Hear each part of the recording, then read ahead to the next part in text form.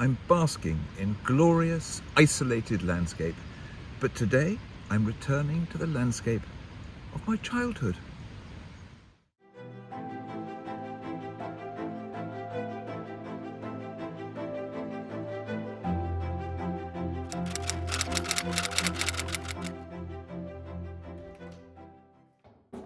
This incidentally is a door that we bought in a salvage yard.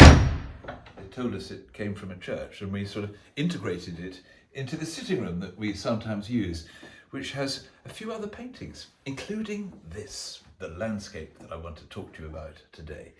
It's by an artist called Cuffin Williams, who died about 15 years ago. The subject has a rather special place in my heart because I grew up as a kid, partly in Festiniog in North Wales. I got to really understand and relate to the particular type of landscape that exists there.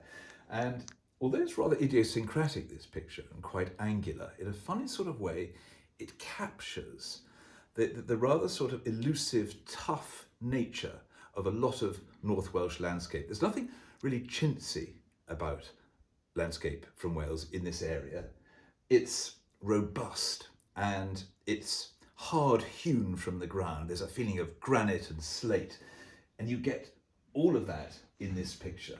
In order to understand the landscape, like really with many paintings, it's sometimes very useful to know a little bit about the artist. Cuffin Williams was born in 1918. He died in about 2006. His life spanned the 20th century. He was a complex man, a man I think who suffered quite a lot. He was very distant from his mother. He also had problems with his health.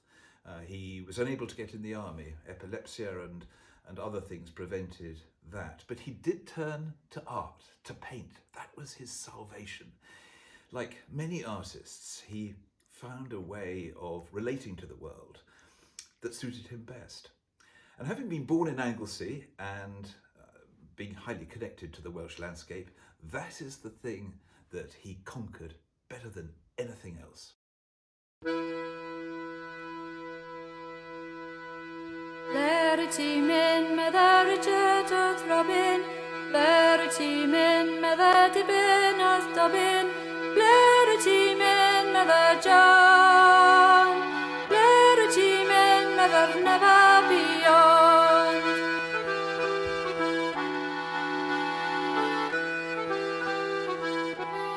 Mynd ti ar côr, medda Richard wrth Robin? Mynd ti ar côr, medda Dibyn?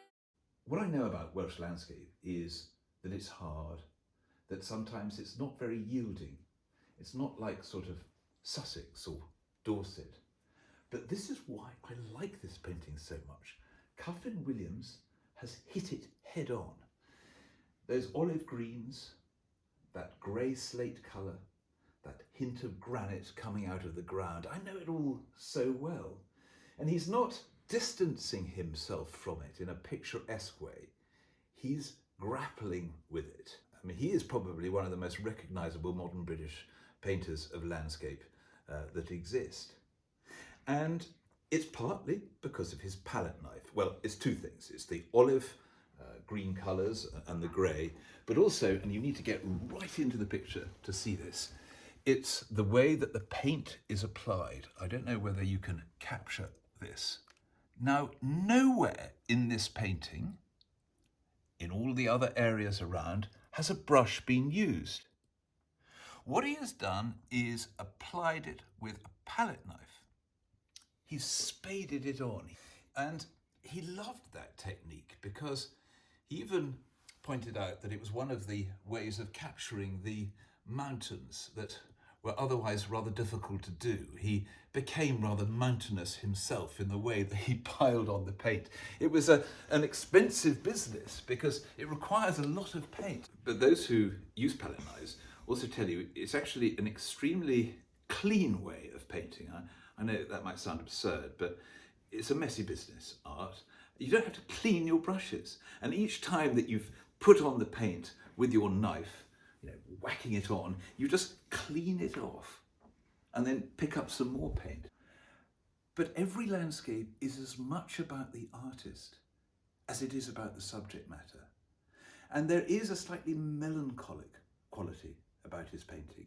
There is a sort of wind-blown, figure-absent feel to them. There's almost a loneliness.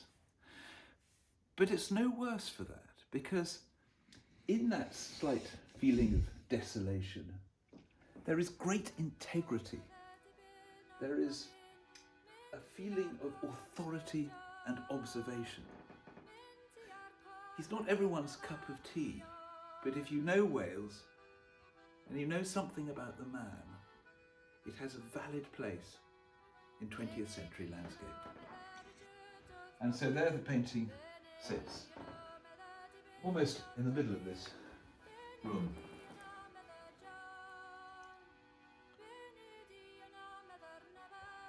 I enjoy looking at this picture. I mean, some things are more autobiographical than others. It takes me back to when I was 10, 11 or 12. Some of those very happy weekends. Thank you for watching our programmes. Thank you for all your really interesting missives and comments. They've come from all directions and in all forms. Tomorrow I'm going to do revelations and questions. Revelations because I've got a few things to tell you about as a result of you writing in to me about some of the pictures. In fact, one or two particularly revealing aspects of the paintings in the house. See you tomorrow. Take care wherever you are. Thank you again for watching.